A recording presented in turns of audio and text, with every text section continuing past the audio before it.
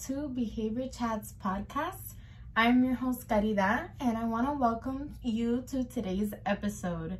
So today we're going to be talking about all things of being a new RBT.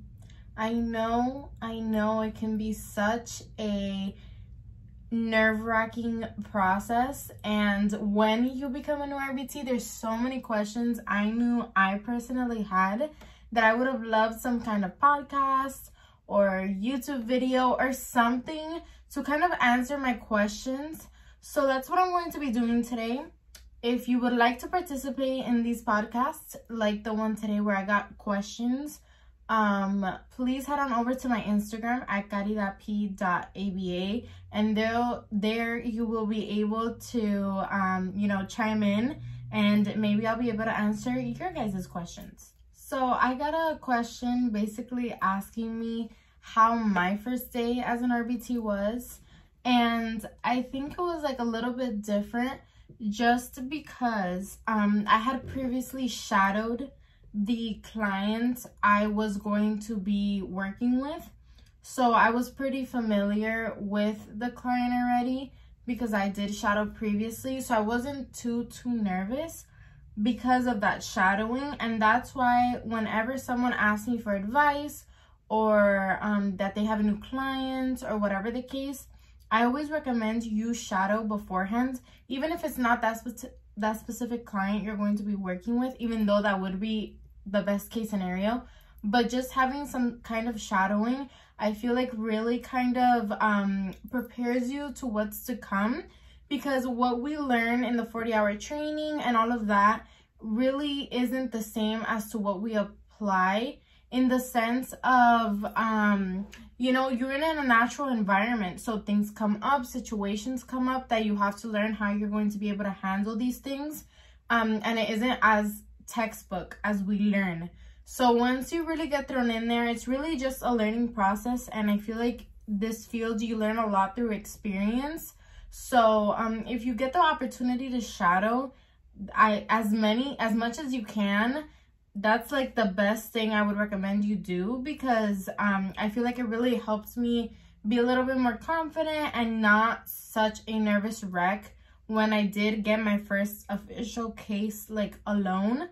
So this next question kind of also deals with your first client and just that first like encounter situation. And that question was actually how to deal with the nervousness and fear of messing up with a new client. And I totally can relate with this question, and I feel like this is something that we kind of have to overcome as RBTs, and we just need to come to terms with the fact that we're not always going to know everything, and we have to be okay with that and tolerate that feeling. And I know it can be difficult to many of us, especially me. I feel like I like order. I like knowing what's going to happen, what I'm going to do. And the thing with this field is that it really challenges and combats that feeling. So I think it just comes with experience. Like, I know that's kind of annoying to hear, because I would hear it as when I was like, oh, like I just want a quick answer. But the truth is, everything comes with experience, and as you learn and as you grow, and with the guidance of your assistant behavior analyst, of your analyst, this is how you'll be able to learn how to navigate with these things. But basically, what I feel like really helps me is connecting with other RBTs and with other people in the field, because you'll understand that it's not just a you thing. It's not like you being insecure. It's something that a lot of us grow through, because you just have to understand that you're not going to know everything at all times. And the best way you can help yourself is just by doing the best you can and doing what's in your control. And that is making sure you're familiar with your behavior intervention plan, asking your BCBA questions, and just being confident in your skills and in your abilities. And if you're not, doing something about it. So I feel like being proactive and taking these steps for yourself will help relieve that like anxiousness, nervousness, and fear of messing up, because you have prepared the best you can. And yeah, that's basically what I would like recommend to do, just because there's only so much you can control, you know, and it's something that you just have to work on within yourself, because I know I had to do it and it can be hard. But yeah, just taking those steps, being as prepared as you can, and just also, you know, having in the back of your mind that situations are gonna arise and you're gonna have to, you know, work quick on your feet and improvise.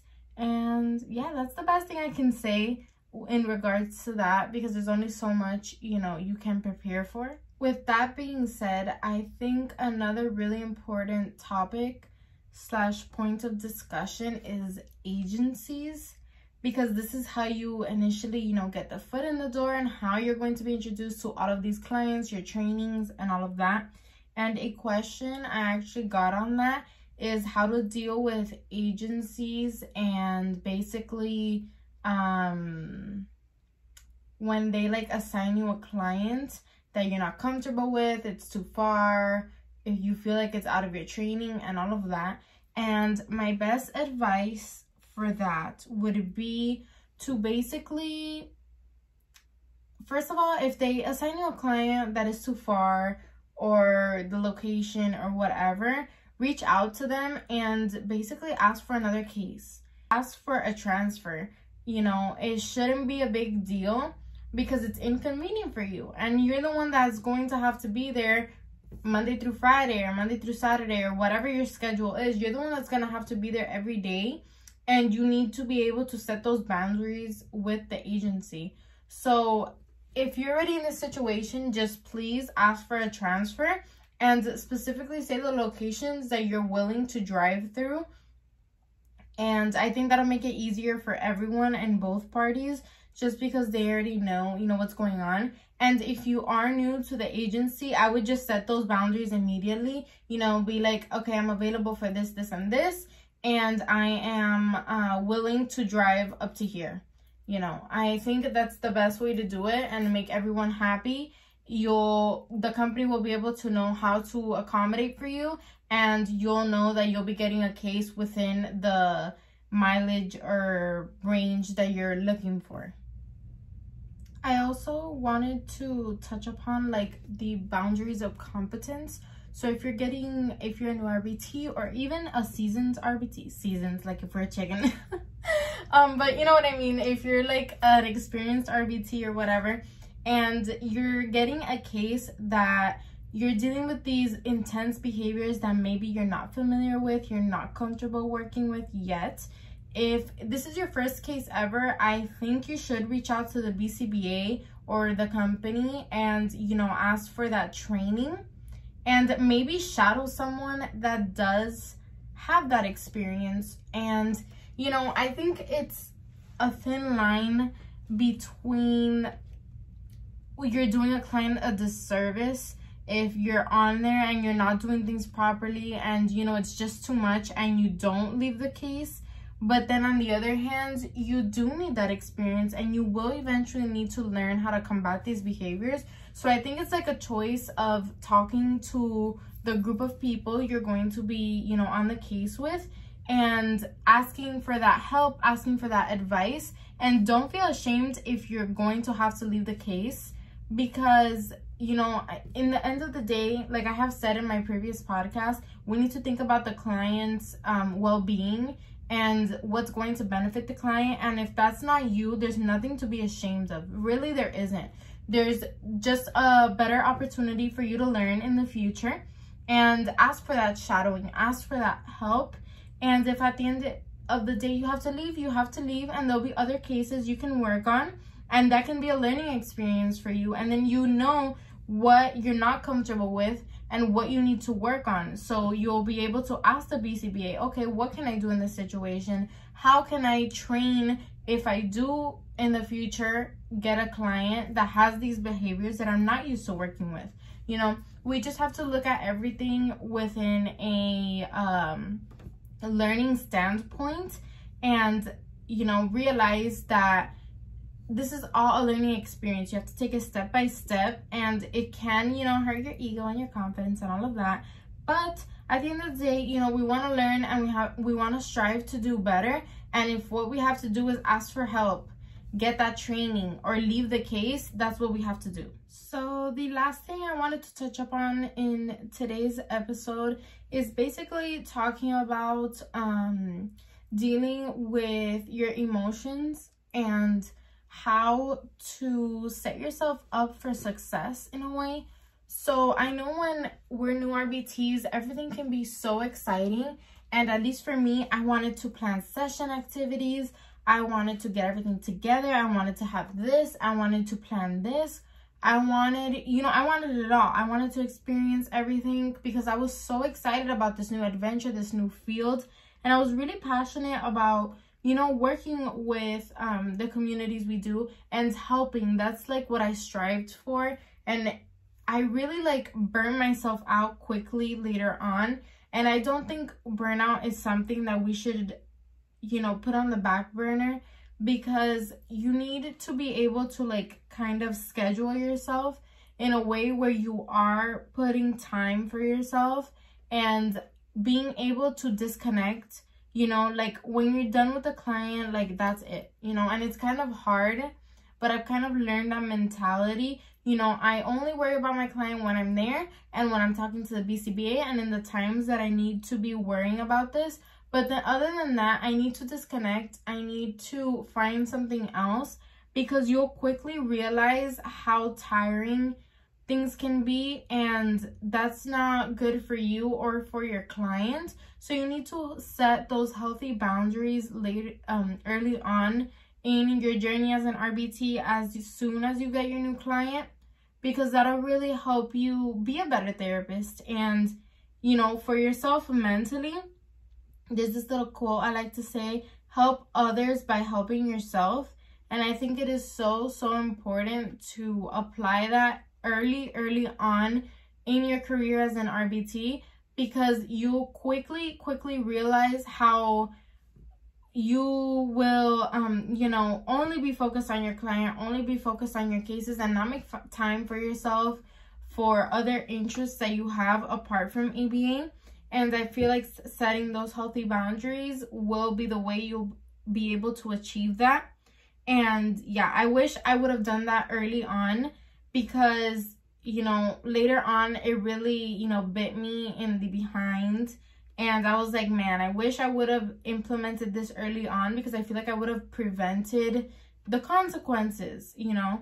And that's what I've been doing. And that's what I feel like a lot of you should do, whether you're new or old, but like, you know what I mean? Like in the field for a while, set those boundaries, keep up with those boundaries in all aspects of your life, but specifically, you know, for work, as we're talking, and find other interests, do all of that keep you motivated. Because I feel like when you know, keep on in that circle and spiraling and all of that, you kind of lose your sense of like your why you're doing this, why you were inspired to help your clients and all of that. So I feel like by separating those things and finding other stuff that you're into, really help you and your client in the long run. Because when you come into session, you're fresh, you know, you're ready to work on whatever you need to work on, and you're motivated and you're creative and all of that, which is what we want to be in session. So, you know, finding the healthy boundaries and getting your days of where you're not going to do anything, I think it's really important and it's healthy. I don't think it's lazy, and I don't think it's unproductive. It's good for your mental health, because if you're not, you know, 100% there, then you're doing a disservice for your client, which is the last thing we want to do. So yeah, basically, I hope you guys enjoyed today's podcast. I really hope for those of you that are new to the field, you know, take these things into consideration. Keep in mind, we all have different experiences and different encounters in the field, so not everything is going to apply to you, and you always need to, you know, tweak things to fit your schedule, your life, what's going on with you and your cases and all of that. But if you are a new RBT and you're looking for some tips, advice, you know, just everything of that, check out my YouTube channel. It's Caridad P. And there I have a bunch of videos for RBTs that might be helpful for you, from what's in my session bag, session note tips, my first session tips, like all of that and everything else in between. It's right on there on my YouTube channel that you can definitely check out. And if you would like to watch this video, you'll also be able to check that out there. Don't forget to follow me on Instagram at caridapi.aba. You'll be able to interact with me and, you know, submit questions for these podcast topics and everything else. And also check out my ABA-Creations Redbubble sticker shop. There I have posted new designs that you guys will be able to purchase. If you're an ABA and sticker lover like me, I think that will be the place for you. But thank you so much for you guys sticking around. I feel really happy with this podcast, and I feel like we're doing some amazing things on here. So yeah, thank you so much for listening, and I hope you guys join me for the next podcast. Bye.